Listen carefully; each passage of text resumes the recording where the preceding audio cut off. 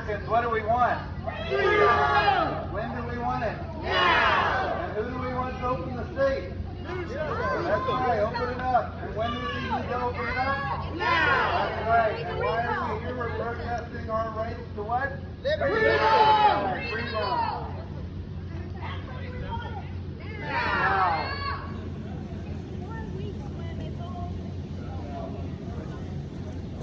Can I ask everyone a question? Yeah. Do you think rights is something that you should ask for? No, they work for us. We don't have to. When it comes down to wanting to do something right now, it's not a matter of waiting for them to allow us. We have to be able to talk on an economic level. It's not about them, it's about all of us. We have businesses that need to be opened up. There needs to be a way to actually say, hey, we're not going to listen to what you say. We can take you under advisement. We can say that you're going to say this is the best thing to do, but it is our choice, okay? If I were to come down sick with something, I would be given an option to choose a variety of things that are out there. But I would also have the option to deny anything that was presented to me. There's a variety of people that have holistic methods, natural methods, herbal methods. People pray, people meditate, people do various different things in order to say this is best for myself. And when it comes down to this economy, we all need to be able to stand up collectively and say, this is enough. It's not a matter of asking, it's a matter of doing. We need to be able to show up at work the next day. The one thing is that I see a lot of the times. Thank you.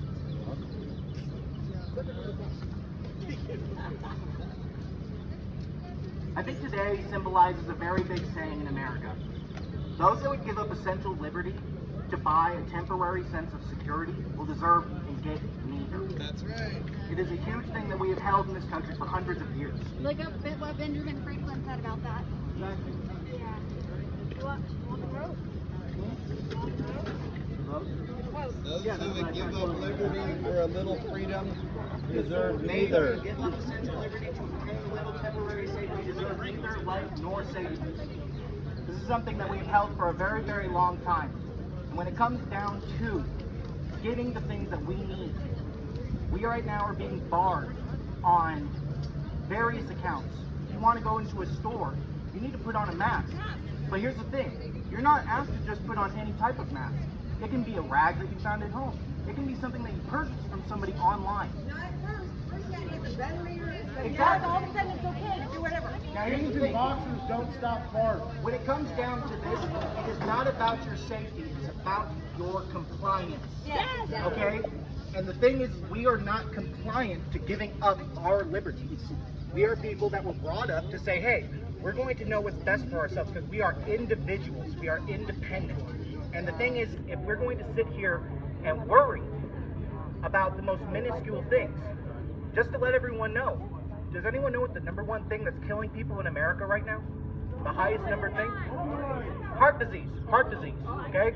It's over 600,000 people that die a year, annually, guaranteed. And do you know what the biggest contributor to that is? This right here. This right here is the biggest contributor, right here. Yeah. I know full well and stuff, when I go out and I buy supersize this and I do this or whatever, it's under my own free will. I know it may not be the best thing in my health, but you know what? It does not take somebody to. People don't realize that there's a multitude of different things that kill us. There's a top 10 list right now that the CDC is holding. At the bottom of that list, the number 10 killer in this country right now is suicide. We have more people out there that are a danger to themselves than anything else that you can think of right now. And every number, if anyone has a phone right now, if anyone has the ability to look up these numbers, to look up the projected numbers of people that have died from coronavirus, take into the account that these numbers are inflated. There's different ways that they're labeling these things and saying that this is a COVID death in comparison to not a COVID death. This is for the first time ever being told how to fill out death certificates. Right here. Which is very, very strange. Not many. Exactly, 51,000, okay? 51,000. I want you all to times that by 100 right now. Oh yeah, cancer is right underneath. Malignant neoplasms, that is... virus deaths. Yeah. Oh, they're counting him? They're counting, yes, a lady, her dad died, and they counted it as a virus death, and it was cancer he died of. She said no. They said because he didn't get tested and give us a negative test, he didn't get tested at all because he wasn't sick, but because he didn't get tested, he's counted as a virus death. Well, take this into account, guys. If you were to take every single number that you have right now, every person that's ever been affected or died, supposedly, of this disease, okay, this virus, I want you to times it by 100, and then look at the U.S. population. And the disgusting fact is, if you took every one person and filled them in a room with 99 other people, okay, 100 times, over, it would still only be 1.5% of the population, okay? 1% of the population would be affected. The mass majority of us, no matter how we blow this up, are not going to be affected by this. So we need to draw a line and able to say, I understand my own autonomy and I understand my own safety. And I'm not going to let people dictate when and where I can go so long as I strap something to my face. Because that sounds a lot like Jews back in the day having to strap stars to their sides. Oh, hell no. You know, I don't like the sound of that at all. That doesn't sound very American to me at all. And the one thing is, exactly. And here's the one thing though. These are the same people right now. Okay? It was the prior administration, Jerry Brown. But Newsom has done nothing about this. When it comes down to this though, there was a reduction in penalties and fines for people that knowingly expose people to HIV. It went down from 3 to 8 years and stuff down to 6 months. You get a life sentence to someone and stuff for the gift that keeps on giving in comparison to going out and saying, hey, 6 months, you'll be back and stuff to possibly be able to do things again. Are you really concerned with our safety, or are you just caring about our compliance? And a lot of us, I believe, are here, we're done with that. We're tired of that. We're all independent individuals that come from all walks of life. All of us have different beliefs, different feelings, different aspirations. And the thing is we have got to prove to them that we can work without their guidance. We can work without their say. They don't have to say, yes, you can go, no, you can't.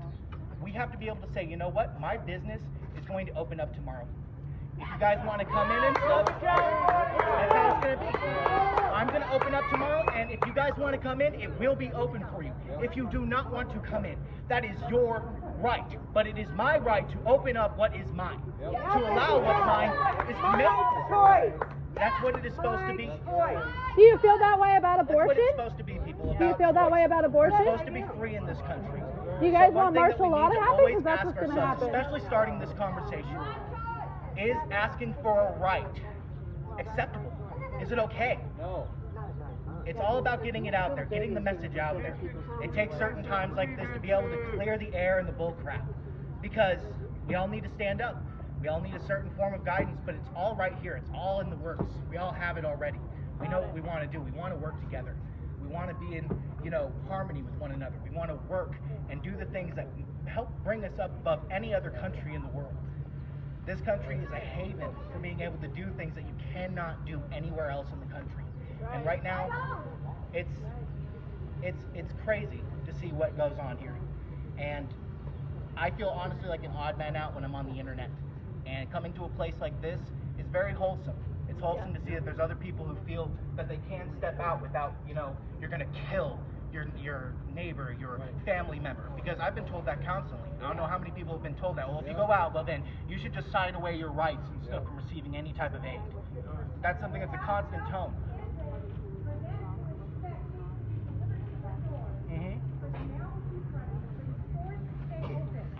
I don't think we're the ones being insulted. No, and that's the thing. Because you need food to live. Jesus, people. How come the essential workers have not? Yeah, I'm a college student. I understand that. No, this is not sustainable at all. Do you remember what happened in the summer of 1918? You guys let me get my piece and stuff, but No, do you remember what happened in the summer of 1918? Who does?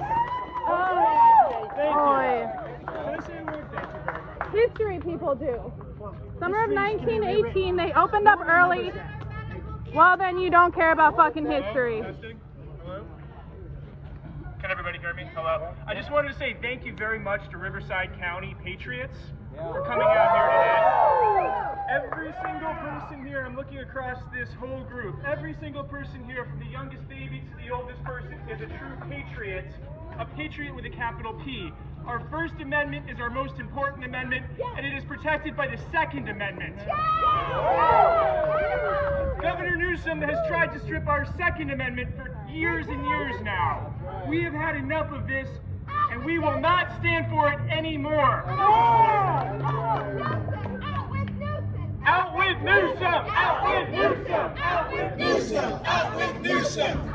So I just wanted to remind everybody, this isn't about politics. We are all Americans first. That's right. If you are an Obama lover, if you are a Hillary lover, I don't care. The fact that you are an American is what I care about. And the fact that you are willing to stand out here in 90-degree weather at 10 o'clock on a Saturday morning while everybody else is cowering in fear from a virus that does not kill millions and millions in America. I was told at first, and I was scared, I was told, you have to stay inside, this will kill 2 million Americans. 2 million Americans will die. 2 million Americans will be laid to rest because of this virus, and that is a lie. That's right. We are tired of the lies, and we are taking back our country.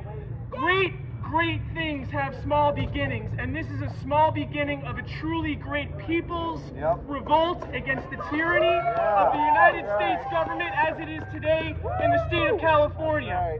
The state of California is not the United States government. It is a socialist microcosm of the American system, and that is not what the Americans choose. The Americans choose freedom. Americans choose the Constitution. Thank you to the gentleman who is passing out the Constitution. I'm not going to take up any more of your time. I just wanted to say thank you all to the young kids, to the elderly here. Thank you all for coming out, and God bless America. And we must reopen California now. Now. Not 6 months from now. Not a year from now. Now. Yeah, the numbers. The numbers are not adding up. They went from 2 million expected dead, then the figures went down to what, 500,000, and then finally they rested just last week or so on 60,000 is the projected estimate. We know that's inflated. We know because the way they're counting deaths. They're given the leeway to presume someone died of COVID, even if they don't test them. And that's because there's an incentive to get paid for every diagnosed case and every person they treat. That's a money incentive right there for them to fudge the numbers. The numbers are all wrong. When they factor these things in, they should have to think about, when did California first get infected? When did California first get exposed? It was months before. I think I had it, in fact, in February. And I've heard so many people. I had a flu like I've never had in my life. Nothing's ever put me on my behind and had me be in the bed for 5 to 10 days. I lost 15 pounds. I had shivers, a fever. I was weak, muscle ache. I think I had it. I think they're finding out that more and more Californians had it way back when. And we've got a herd immunity. So when they come out with the numbers, they have to factor in earlier, 2-3 months earlier is when we first started to get it. We first started to get exposed to it. And they have to factor in, they don't even know the numbers correctly. They're not even using the correct numbers in all their equations. So we the people know what's going on. And this is a people up movement because we know intuitively that this is wrong. To destroy a country over the numbers. 2 years ago, there were 80,000 flu deaths in this country. Just 2 years ago, 80,000. Where are we at right now? About 45,000 with COVID, supposedly? That's a dubious number. But 45,000? This is like the flu, only it's very politicized. And it's about between those who want freedom and those that don't. So if you want to be in the side that wants weak people, that are just weak and just laying low and maybe hanging out in their home and not coming out, not burning, not making America great, that's your side. But my side is, we stand for this country, we fight for this country, we fight for our rights, and we assert our rights. And we are the side of facts, not feelings. Don't let these feelings, this hysteria, this fear-mongering, don't let it affect you. We were in San Clemente last week, and a lying media showed up in a car with 2 people that